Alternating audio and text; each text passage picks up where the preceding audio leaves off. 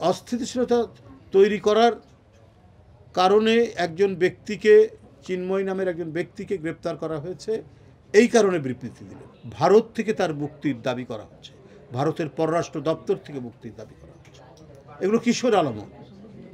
আমাদের প্রায় 2000-এর মতো মানুষকে, সাধারণ মানুষকে, এই ধরনের বাচ্চা ছেলেদেরকে গুলি করা হয়েছে, কাউকে হত্যা করা হয়েছে।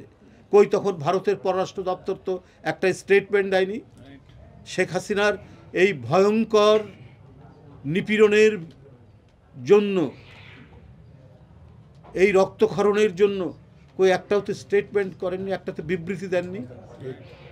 আজকে যখন সরকার এবং সব মানুষ বুঝতে পারছে যে কোনো একটা ষড়যন্ত্র চক্রান্তের খেলা চলছে, কোনো কিছু একটি পরিকল্পিতভাবে ঘটিয়ে বাংলাদেশকে অস্থিতিশীল করার চেষ্টা চলছে, এটা তো একবারই মানে সূর্যের আলোর মতো একবার পরিষ্কার যে এই সংকটটা কৃত্রিমভাবে তৈরি করা হচ্ছে, অত্যন্ত পরিকল্পিতভাবে তৈরি করা হচ্ছে। হঠাৎ বিভাগীয় শহরগুলোতে নেমে পড়ছেন, দাবি দিচ্ছেন। কই শেখ হাসিনার সবাই দাবি দেননি কেন? যদি কোনো দাবি থাকে, আমরা বাংলাদেশে হিন্দু, মুসলমান, বৌদ্ধ, খ্রিস্টান পাশাপাশি শান্তিতে এবং সহাবস্থানে দীর্ঘদিন বাস করেছি। আজকে কেন পরিকল্পিতভাবে বলা হচ্ছে যে এখানে হিন্দু সম্প্রদায় নিরাপদ নয়? বাংলাদেশের হিন্দু সম্প্রদায়ের বিরাট অংশ এর মধ্যে নেই। তারাও বুঝতে পারছে যে কোনো ষড়যন্ত্র চক্রান্ত চলছে, কিন্তু তারা নেমে একজন আইনজীবীকে পর্যন্ত হত্যা করার ধৃষ্টতা দেখাচ্ছেন। এই জন্য ভারতের পররাষ্ট্র দপ্তর কোনো বিবৃতি দিলেন না। বিবৃতি দিলেন যে অস্থিতিশীলতা তৈরি করার কারণে একজন ব্যক্তিকে, চিন্ময় নামের একজন ব্যক্তিকে গ্রেপ্তার করা হয়েছে, এই কারণে বিবৃতি দিলেন। সে তো বাংলাদেশের নাগরিক, তার প্রতি যদি সরকার অন্যায় করে তাহলে বাংলাদেশের সরকার এবং তাদের লোকজন তারা সেখানে দাবি তুলবে, তাদের দাবি এখান থেকে হবে।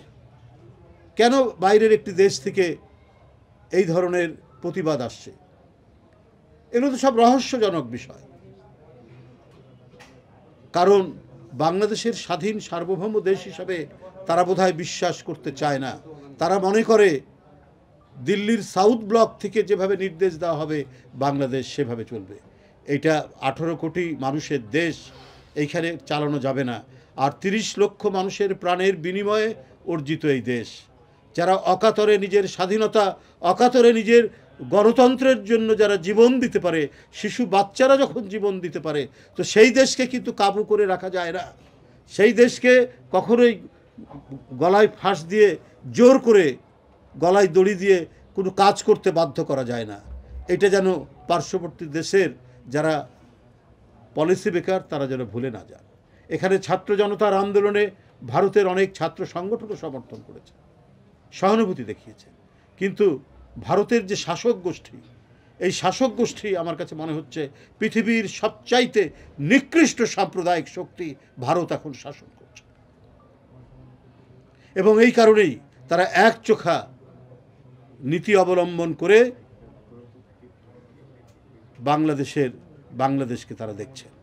বাংলাদেশের এই যে গণতন্ত্রে উত্তরণের যে প্রক্রিয়াটা চলছে এবং অবাধ সুষ্ঠু নির্বাচনের দিকে যে দেশ যাচ্ছে, এবং এর জন্য যে দাবি যে একটি নির্দিষ্ট সময়ের মধ্যে প্রয়োজনীয় সংস্কার সম্পন্ন করে অবাধ, সুষ্ঠু এবং অংশগ্রহণমূলক নির্বাচন নিশ্চিত করার যে পরিবেশ তৈরি হয়েছে, এইটাকে বোধহয় অনেকেই সহ্য করতে পারছেন না।